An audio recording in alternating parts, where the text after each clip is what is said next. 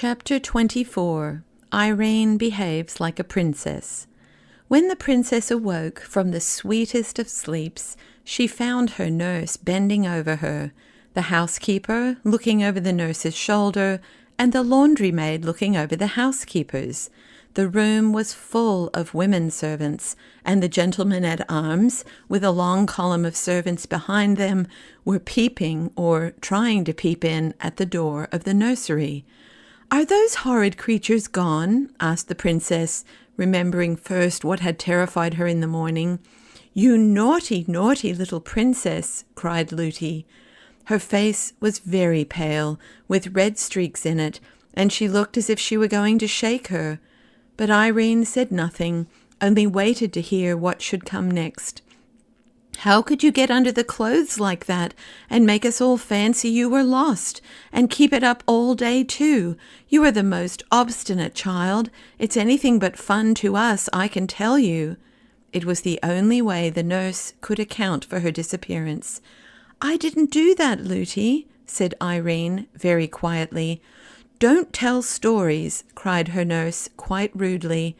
"I shall tell you nothing at all," said Irene. "That's just as bad," said the nurse. "Just as bad to say nothing at all as to tell stories?" exclaimed the princess. "I will ask my papa about that. He won't say so, and I don't think he will like you to say so."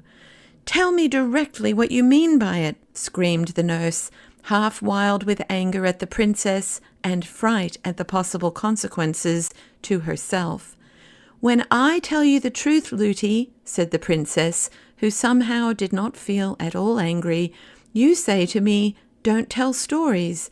It seems I must tell stories before you will believe me." "You are very rude, princess," said the nurse. "You are so rude, Lootie, that I will not speak to you again till you are sorry."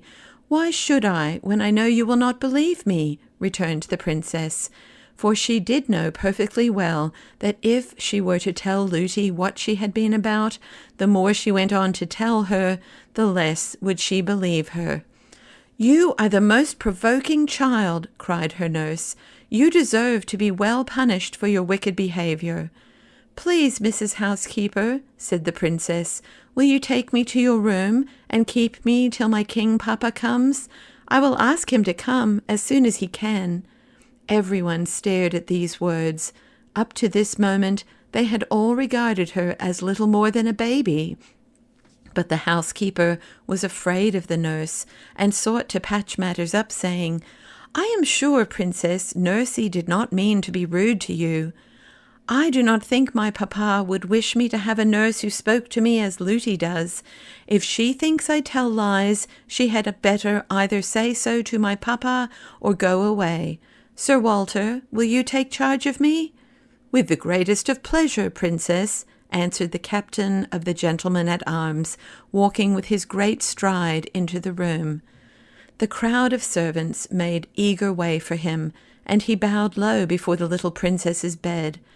"I shall send my servant at once on the fastest horse in the stable to tell your king papa that your royal highness desires his presence. When you have chosen one of these under-servants to wait upon you, I shall order the room to be cleared."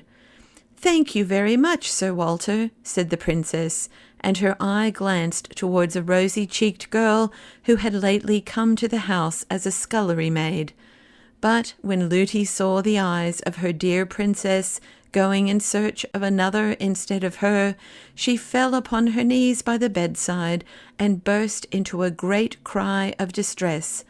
"I think, Sir Walter," said the princess, "I will keep Lootie, but I put myself under your care, and you need not trouble my king papa until I speak to you again.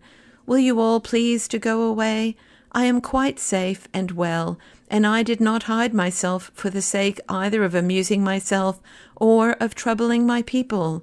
Lootie, will you please to dress me?"